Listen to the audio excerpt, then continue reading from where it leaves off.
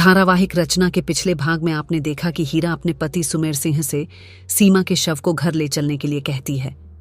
गांव वाले तथा सुमेर सिंह इस घटना के संबंध में पुलिस में रिपोर्ट लिखाने की बात कहते हैं। अब आगे हीरा ने कहा, छोड़ो ना, हम क्यों पुलिस के झगड़े में पड़े, हमारी इज्जत पहले ही मिट गई, अब और फजीहत करवा के क्या फायदा, इसका जल्द से जल्द दाह संस्कार करा दीजिए। ठाकुर सुमेर सिंह ने सीमा का दाह संस्कार करा दिया। कोई भी ठाकुर साहब के फैसले के विरुद्ध कुछ न कह सका। दाह संस्कार के बाद उस रात्रि घर में सन्नाटा पसरा था। तभी देवा अपने घर आया और अपने कमरे में चला गया। कमरे में पहुंचकर वह अपने बिस्तर पर लेटा ही था कि अचानक उसके कमरे का दरवाजा खुला। देवा ने पलटकर देखा तो उसकी माँ उसके सामने खड़ी थी। वह बोली, शाबाश बेटा, उस कुलक्षणी को तूने अच्छा सबक सिखाया। वह बहुत जोर से हंसी और हंसते हंसते कहा, अच्छा हुआ वह मर गई, वरना हम सबके लिए मुसीबत बनी रहती। आ मेरे गले लग जा बेटा। देवा उठा और अपनी माँ के गले लग गया। माँ ने उसे प्यार से सहलाया और कहा, अब तू आराम से सो जा, अब आज तुझे चैन की नींद आ जाएगी। माँ के बदले स्वरूप को देख देवा भौंचक्का रह गया। पर माँ तो माँ होती है, कोई भी माँ अपनी औलाद के बारे में बुरा नहीं सोच सकती। थोड़ी देर बाद हीरा वहां से चली गई। वहां से सीधा सुमेर सिंह के कमरे में पहुंच गई। सुमेर सिंह ने कहा, इतनी रात गए हीरा, तू यहां क्या करने आई है? हीरा कर भी क्या सकती है सिवाय पाप धोने के। पाप धोने के? किसका पाप? सुमेर सिंह ने अचंभित होकर पूछा। तू ये क्या कह रही है? मेरी तो कुछ समझ में नहीं आ रहा। मगर हीरा सब जानती है ठाकुर साहब, पाप करने वालों को भी और पाप धोने वालों को भी। उसने सुमेर सिंह की बंदूक उठाई, उसमें 2 कारतूस डाले और लेकर चल दी। अरे हीरा, यह कोई खिलौना नहीं जो तू इसको लिए जा रही है। यह बंदूक है, बंदूक, इससे गोली चल जाएगी। हाँ, मैं भी क्षत्राणी हूं, मैं भी जानती हूं इस बंदूक और गोली को, पर तू इसको लेकर इतनी रात में कहाँ जा रही हो? तुम पीछे हटो ना, आज मुझे अपना धर्म निभाने दो। वह चली और देवा के कमरे में जा पहुंची। लाइट जलाई तो देवा चौंक कर उठ बैठा। माँ के हाथ में बंदूक और पीछे बाबूजी को खड़ा देखा। वह घबराया और बोला, अरे बाबूजी देखो, माँ के हाथ में बंदूक रोको, इनको कहीं गोली चल गई तो मेरी जान भी जा सकती है। देवा ने डरते हुए कहा। तभी हीरा ने गुस्से में कहा, तू क्या समझता है, तू मनमानी करेगा? तेरा खून तो खून है, सीमा का खून खून न था। तेरे अंदर ही ज्वार उठता है, पर तू नहीं जानता, जब एक माँ के अंदर ज्वार उठता है तो प्रलय आ जाती है। तूने क्या कहा था, तू जमींदार कुल का शेर है? तो सुन, मैं भी उस कुल की देवी हूं, और सवारी शेर नहीं बल्कि देवी करती है। हाँ, एक बात और सुन ले देवा, जब कुत्ता या शेर पागल हो जाता है तो उसे गोली मार दी जाती है ताकि वह समाज के लिए खतरा ना बन जाए, और तू वही पागल कुत्ता है। तू अब इतना ताकतवर हो गया कि अपनी माँ की इज्जत सरेआम उछालेगा। जमींदार खानदान की तेरी माँ की इज्जत बचाने के लिए तेरा बाप अभी जिंदा है, अभी मेरा सुहाग जिंदा है। अच्छा होता तेरी जगह कोई लड्डिचकी पैदा हो जाती। तू क्या कहता था, तू कुल दीपक है? तो सुन, दीपक जलता है और उसे जलने दिया जाता है जब तक वह रोशनी करता है, लेकिन वही दीपक जब दूसरों के घर जलाने लगे तो उसे बुझाना ही पड़ता है। और तुमने तो अपना ही घर जलाया है। आज मैं अपने इन्हीं हाथों से इस दावानल को बुझा दूंगी जिसने मेरे घर को जलाकर खाक कर दिया। उसकी लपटें हम दोनों की तरफ पहुंचे, इससे पहले उसको बुझाना जरूरी है। हीरा शांत रही, पर तू अपने पाप धोता रहा। आज हीरा तुझ जैसे पापी का अंत कर देगी।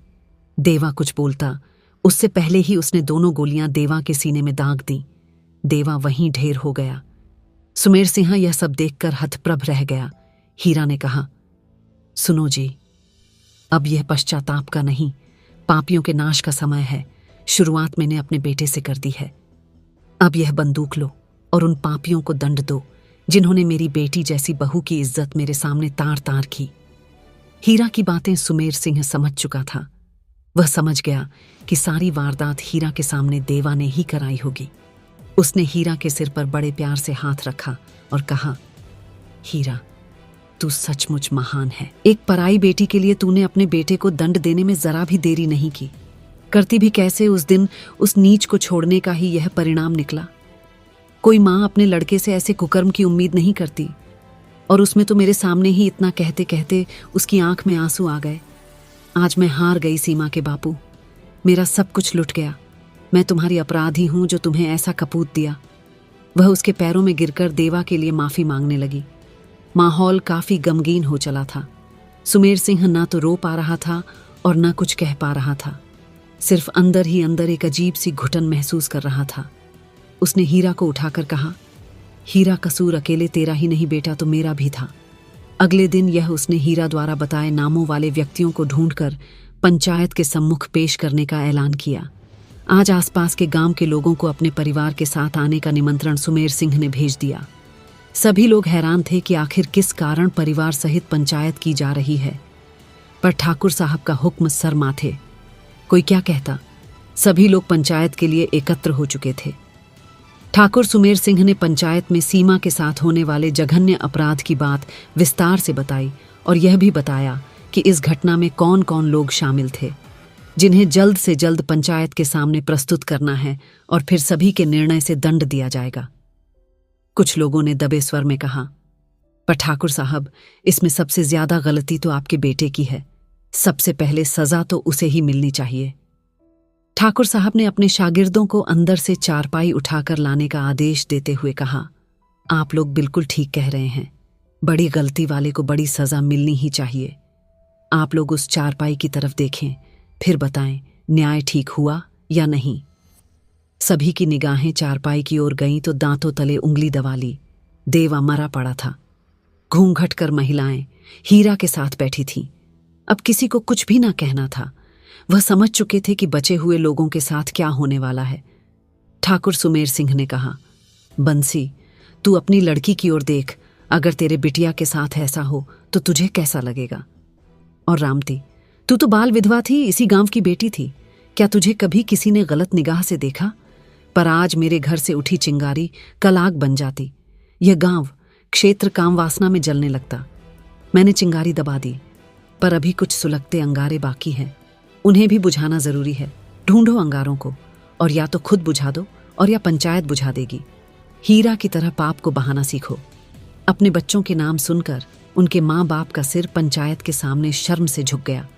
कुछ ही दिनों में उन अंगारों को खोज लिया गया और उनकी माँ ने दुर्गा के नव रूपों की भांति उन दुष्टों का संहार कर दिया, जिन्होंने गांव की अस्मिता पर कीचड़ उछालकर उसे गंदा कर दिया था। आज उनके खून से गांव और क्षेत्र फिर से पवित्र हो गया। समाज के लड़कों में साफ संदेश पहुंच चुका था कि समाज की बहू बेटियों के विरुद्ध होने वाले जघन्य अपराधों को पंचायत ही नहीं, घर वाले भी बर्दाश्त न करेंगे। दोस्तों, कहानी कैसी लगी कमेंट करके बताएं।